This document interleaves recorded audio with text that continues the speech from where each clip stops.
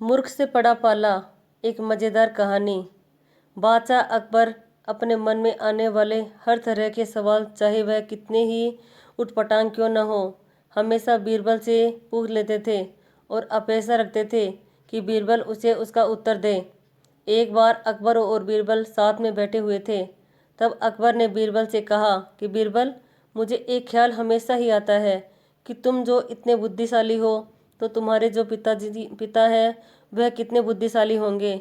और मेरा मन है कि मैं एक दिन तुम्हारे पिता को ज़रूर मिलूं और देखूं कि वह बुद्धि में तुमसे भी बढ़कर है या नहीं।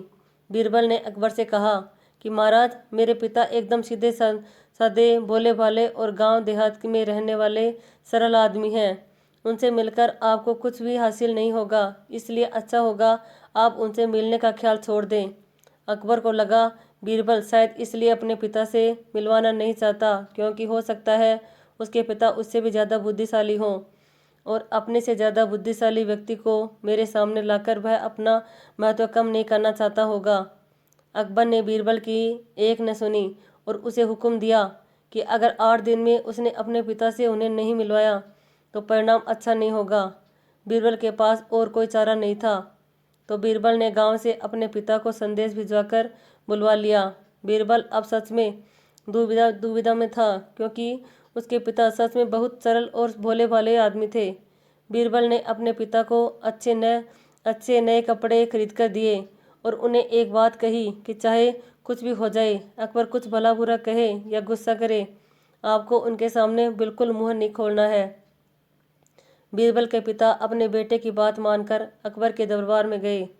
उनको देखते ही अकबर ने पहचान लिया कि वह बीरबल के पिता हैं, लेकिन सिर्फ बात शुरू करने के लिए अकबर ने कहा, क्या आप ही बीरबल के पिता हैं?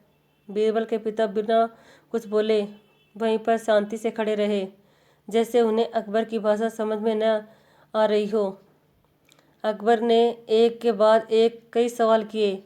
आपके गांव का नाम क्या है? गांव में सभी लोग कैसे हैं?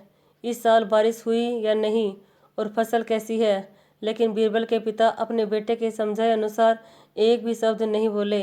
अकबर को गुस्सा आ गया और वह बड़बड़ाने लगा, कैसे मूर्ख से आज पाला पड़ गया है। मेरी ही मति मारी गई थी तो ऐसे मूर्ख को अपने पास बुलवाया जो इतने सरल सवालों के जवाब भी नहीं दे सकता।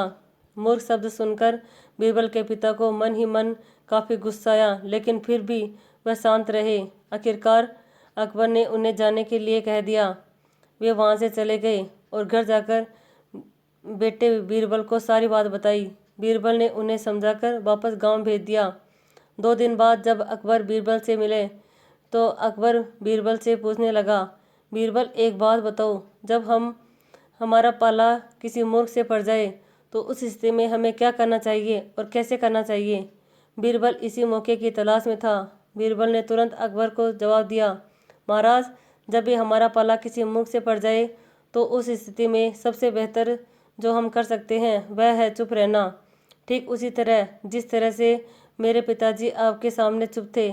यह सुनकर अकबर का मुंह देखने लायक था, क्योंकि बीरबल ने न सिर्फ अपने पिता का बदला ले लिया था, बल्कि यह भी साबित कर दिया था कि सच में अगर कोई मूर्ख है तो वह अकबर है, न कि उसके पिताजी।